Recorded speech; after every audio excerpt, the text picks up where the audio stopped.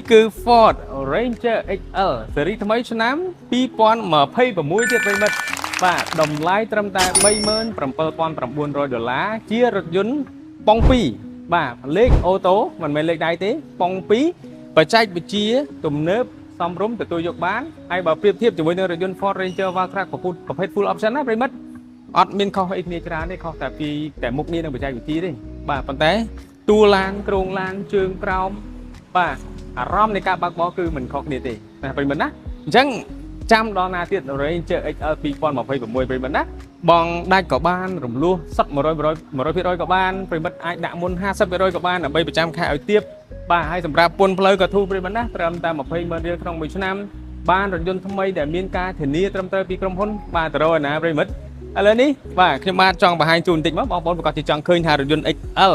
តម្លៃ$30,000ជាង2026នេះបាទមានមុខងារអ្វីខ្លះខ្ញុំបាទនឹងបង្ហាញជូនមកជុំប្រិមិត្តណាហើយកុំភ្លេចណាត្រូវការមានស្តុកបាទពណ៌សក៏មានពណ៌ខ្មៅក៏មានពណ៌ប្រផេះក៏មានតាក់ទងមកខ្ញុំបាទ